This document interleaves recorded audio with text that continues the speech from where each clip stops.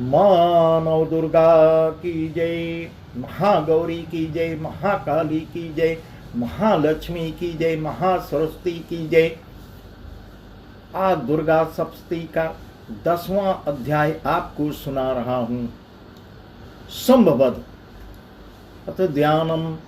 ओम उत्तप्त हेमरुचिराम रविचंद्रवाहिनी नेत्रां धनुस्सरयुताङ्कुशपाशशूलं रम्यैर्भुजैश्च ददतीं शिवशक्तिरूपां कामेश्वरीं हृदि भजामि घृतेन्दुलेखाम्।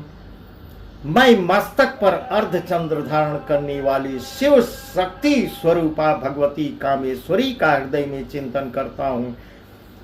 वे तपाए हुए स्वर्ण के समान सुंदर हैं। सूर्य, चंद्रमा और अग्नि, ये ही तीन उनके नेत्र हैं तथा वे अपने मनोहर हाथों में धनुष, बाण, अंकुश, पास और शूल धारण किए हुए हैं।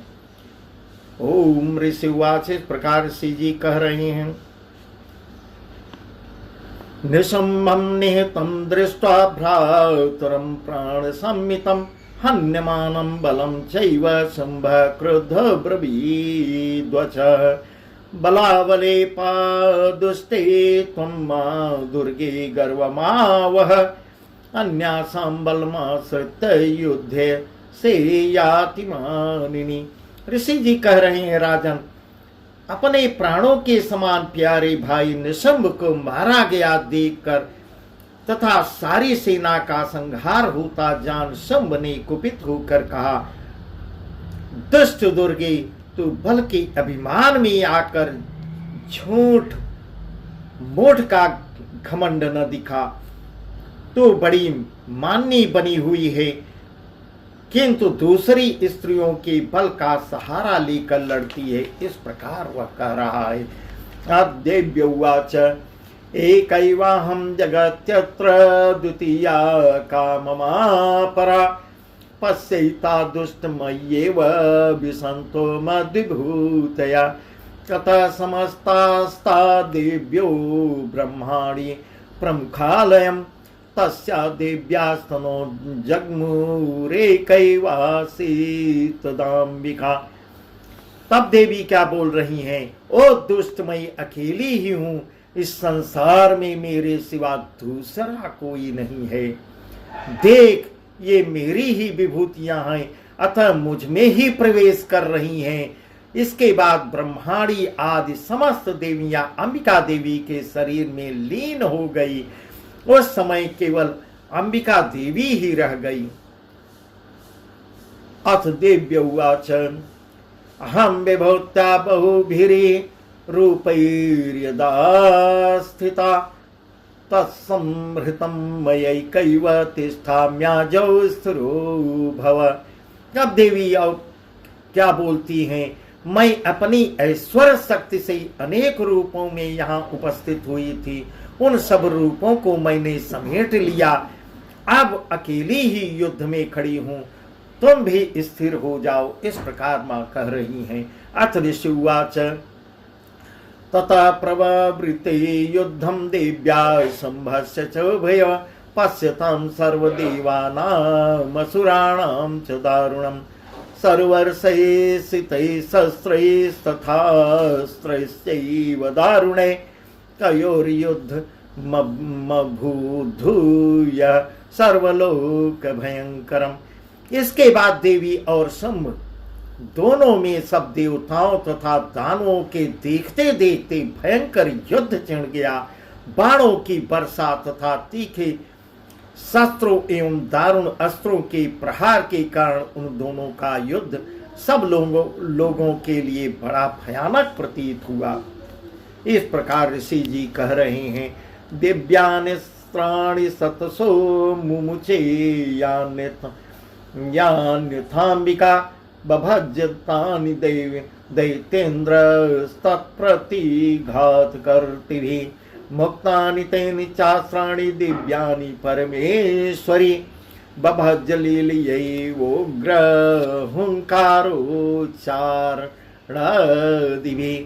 कतसर सतैर्देवी माच्छादयत ससुरा सापि तत्कुपिता देवी धनुश्चेच्छेद चेशुभे छिन्नेदन अनुषेदयितेन्द्रस्तथा शक्तिमदा मथाददे चिच्छेद देवी चक्रेण तामप्यस्य करे स्थिताम् अतः खड्गमुपादाय सतचन्द्रं च भानुमत् अभ्यधावत् तदा देवीं दैत्यानामधितेश्वर तस्या पतते वासु खड्गं चिच्छेद चण्डिका धनुर्मुक्तये सितैर्वाणैश्चर्म का चार्ककरामलम।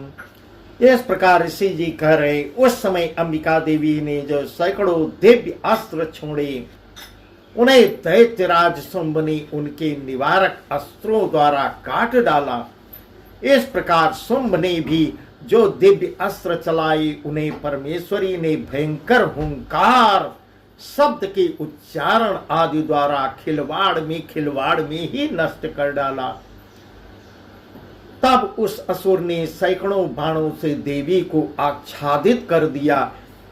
यह देख क्रोध में भरी हुई उन देवी ने भी बाण मारकर उसका धनुष काट डाला। धनुष कट जाने पर फिर दैत्यराज ने शक्ति हाथ में ले ली, किंतु देवी ने चक्र से उसके हाथ की शक्ति को भी काट गिराया। इसके पश्चात दैत्यों के स्वामी शुंभ ने 100 चांद वाली चमकती हुई ढाल और तलवार हाथ में ले उस समय देवी पर धावा किया।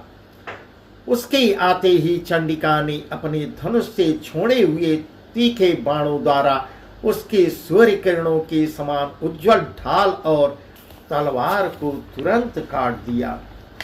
ऐसा ऋषि जी वर्णन कर रहे हैं। हता स्वस तदा दैत्य छिन्न धन्वा विसारथी जग्राह मुद्गरम घोरमम्बिका निधन नोद्यतः चिच्छेदापत तस्तस्य मुद्गरम निशितैः शरैः तथापि सौम्य धावत् तां मुष्टिमुद्यम्य वेगवान् स मुष्टिं पातयामास हृदये दैत्यभङ्गवा देव्यास्तं चापि सा देवी तलेनोरस्य ताडयत् तल्प्रहाराभियतो निपपात महीतले स दैत्यराज सा पुनरेव यथोत्थिता उत्पत्य च प्रगृह्योच्चैर्देवी गगनमास्थिता तत्रापि सा निराधारा योधे तेन चण्डिका युद्धं खे एतदा दैत्यश्चण्डिका च परस्परं चक्रतु प्रथमं सिद्धि मुनि विस्मये कारकम। इस प्रकार ऋषि जी कह रहे हैं, फिर उस दैत्य के घोड़े और सारथी मारे गए। धनुष तो पहले ही कट चुका था, अब उसने अंबिका को मारने के लिए उद्यत हो भयंकर मुद्गर हाथ में लिया। उसे आते देख देवी ने अपने तीक्ष्ण बाणों से उसका मुद्गर भी काट डाला। तिस पर भी वह असुर मुक्का तान कर बड़े वेग से देवी की ओर झपटता है। उस दैत्यराज ने देवी की छाती में मुक्का मारा, तब उन देवी ने भी उसकी छाती में एक चाटा जड़ दिया। देवी का थप्पड़ खाकर दैत्यराज शुंभ पृथ्वी पर गिर पड़ा, किंतु पुनः सहसा पूर्ववत उठकर खड़ा हो गया। फिर वह उछला और देवी को ऊपर ले जाकर आकाश में खड़ा हो गया। तब चंडिका आकाश में भी बिना किसी आधार के ही शुंभ के साथ युद्ध करने लगी। उस समय दैत्य और चंडिका आकाश में एक दूसरे से लड़ने लगे। उनका वह युद्ध पहले सिद्ध और मुनियों को विस्मय में डालने वाला हुआ। इस प्रकार ऋषि जी कह रहे हैं, ततो नियुद्धं सुचिरं कृत्वा तेनाम्बिका सह उत्पात्य भ्रामयामास चिक्षेप धरणीतले स क्षिप्तो धरणीं प्राप्य मुष्टिमुद्यम्य वेगिता अभ्यधावत् दुष्टात्मा चंडिकेन का निधनीच्छया।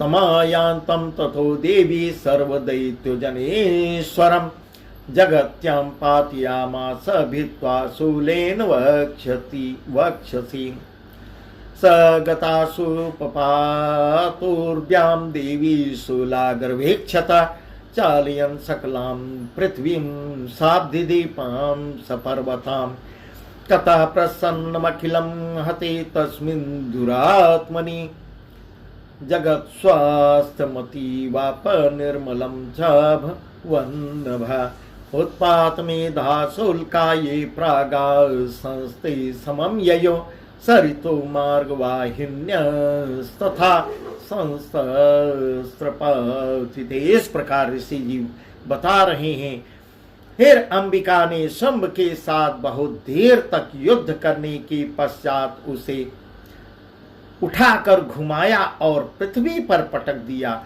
पटके जाने पर पृथ्वी आने के बाद वह दुष्ट आत्मा दैत्य पुनः चंडिका का वध करने के लिए उनकी ओर बड़े वेग से दौड़ा।